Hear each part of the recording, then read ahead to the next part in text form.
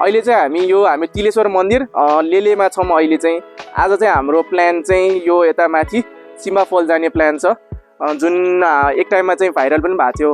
अब चाहिँ हाम्रो यो एकदम लेलेको पपुलर तिलेश्वर मन्दिरबाट चाहिँ हाम्रो माथितिर गएर चाहिँ मानिखेलमा जाने प्लान छ र त्यहाँसम्म चाहिँ हाम्रो लगभग बाइक जान्छ भनेको छ र त्यहाँ बाइक रोकेर चाहिँ हामी माथि हाइक जानेछौँ। अनि हाइक पनि त्यस्तै 40-50 मिनट्सको हुनसक्छ र मौसम र अहिले मनसुनको टाइम छ हाम्रो आज र यो मौसमले कस्तो साथ दिन्छ अब हेर्न नै पर्छ। त्यहाँ अब पानी पर्छ पर्दैन त्यो पनि हेर्न नै पर्छ। तर एनी हाउ हामी चाहिँ आज सिम्बा फल पुग्ने हाम्रो प्लान छ र तपाईँ पनि हामी पनि सँगै जाने हामी प्लान गरौँ र अहिले चाहिँ हामी माथि जाउँ।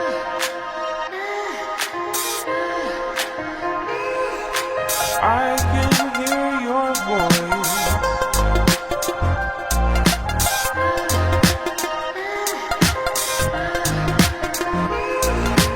I can hear your voice.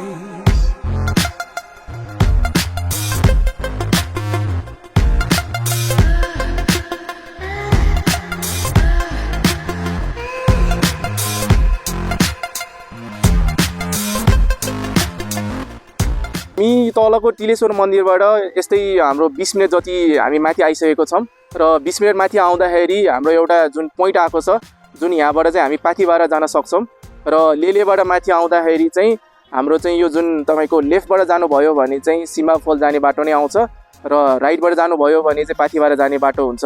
र तपाईँ आउँदाखेरि चाहिँ हामीले यस्तो बोर्डहरू देख्न सक्छौँ र यो बोर्ड अनुसार तपाईँहरूले चाहिँ जानुभयो भने चाहिँ तपाईँ चाहिँ आफ्नो जुन डेस्टिनेसन पुग्न चाहनुहुन्छ त्यही नै पुग्न सक्नुहुन्छ।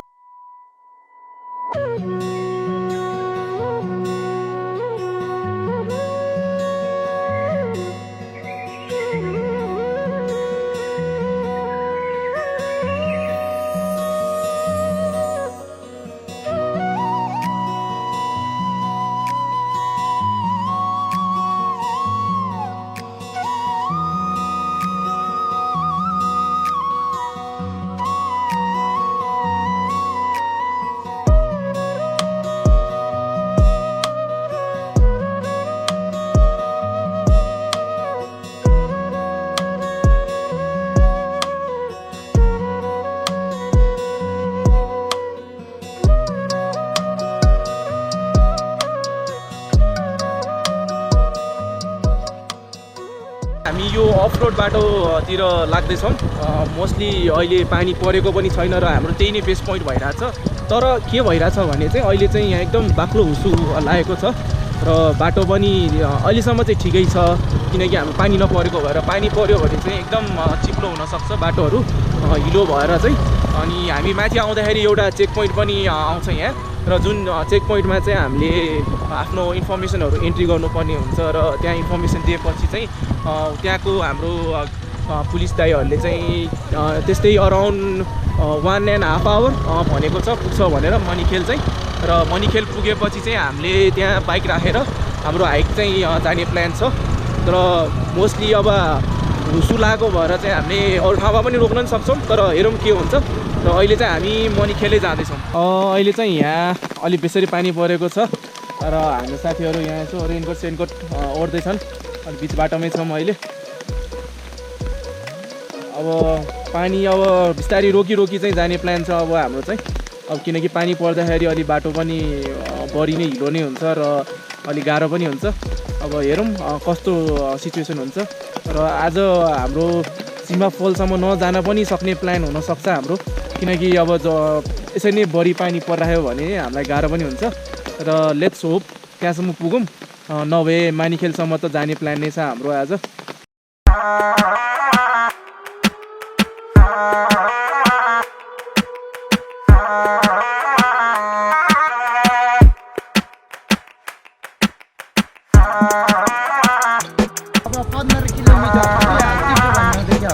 ए ल हस्, धन्यवाद।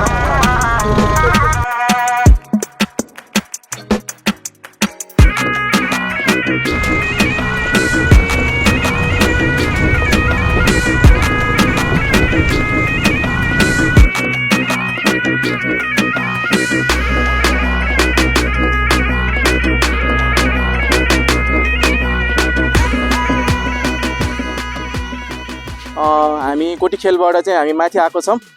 गोटीखेलबाट मनिखेलबाट चाहिँ अब हामी तल जाने हो र यो ठाउँलाई चाहिँ मनिखेल भन्छ र यहीँ मनिखेलमा चाहिँ हाम्रो यो लगभग बाइकहरू पार्किङ गर्ने ठाउँ छ र यहाँबाट चाहिँ अब हाम्रो यो एउटा साँघुरो बाटो छ। यहाँ यो साँघुरो बाटो यो जङ्गल हुँदै जानुपर्ने हुन्छ र हामीले एक्सपिरियन्स गरेको अनुसार चाहिँ यो हामी पाथिबाराबाट आउने बाटो रहेछ।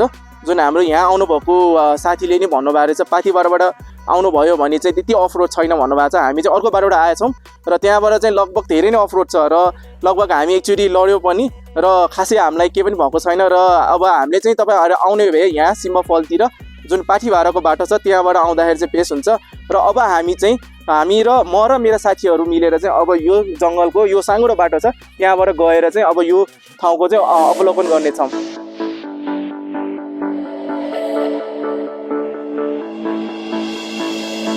Tonight my heart is on fire and I can't help thinking of you. Babe, tonight the sun is getting higher and I can't help wanting you. My desire keeps growing up and it's getting out of control. Babe, I can't tell. अहिले चाहिँ हामी यो साँघुरो बाटोबाट आउँदैछौँ र एकदमै डरलाग्दो छ यो बाटो चाहिँ। मैले चाहिँ जोस् एकदम अलिकति डरलाग्दो टाइपको फिल नि भइरहेछ तर रमाइलो नि भइरहेछ। भ्यूहरू पनि राम्रो देखिरहेछ तर सकेसम्म जसलाई एकदम हाइटसँग डर लाग्छ र हिँड्न अलि आउँदैन उनीहरूलाई चाहिँ यो ठाउँ चाहिँ म सजेस्ट गर्दिनँ। एकदम साँघुरो पनि छ डरलाग्दो पनि छ बाटो। सकेसम्म हामी चाहिँ एकदम ट्रेकिङ गियर्सहरू टाइप चाहिँ अलिक प्रिपेयर भएर आउनुपर्ने हुन्छ। जुत्ता नि एकदम अलिक ग्रिप भएको त्यस्तो आउँदाखेरि चाहिँ दामी हुन्छ। अहिले चाहिँ हामी साथीहरू चाहिँ अलिकति डर लागिरहेछ र ठिकै छ। ल सिम्बा फलमा पुगेको छौँ र लगभग यहाँ मान्छेहरू एकदम प्याकै छ र शनिबार आएको छौँ हामी। शनिबार मोस्टली मान्छेहरू धेरै नै हुँदो रहेछ यहाँ र अब हामीहरू एकचोटि रमाइलो गर्न आउनुपर्ने बेला अलिकति खुल्ला स्पेस भए त राम्रै हुन्थ्यो तर आज एकदम मान्छे छ। तर तपाईँहरू आउनुहुन्छ भए चाहिँ यहाँ एकदम खुल्ला भएको ठाउँमा आउनु पऱ्यो। त्यो भनेको त्यस्तै आइतबार या अरू दिन आउनु पऱ्यो। शनिबार चाहिँ अब छुट्टी भएको भएर एकदम प्याक पनि छ र सिम्बा फल एकदम रमाइलो पनि छ ठाउँ र यहाँ तपाईँहरू आउनु होला तर बाटो चाहिँ एकदम डरलाग्दो छ र त्यो चाहिँ एकदम ख्याल गर्नुपर्ने हुन्छ। र अब हामी यो सिम्बा फलमा एकछिन रमाइलो गर्छौँ र एकदम स्विमिङ गर्न पनि ठाउँ पनि एकदम बेस्ट चाहिँ यहाँ छ र तपाईँहरू आउँदाखेरि यहाँ स्विमिङ चाहिँ पक्कै गर्नु होला।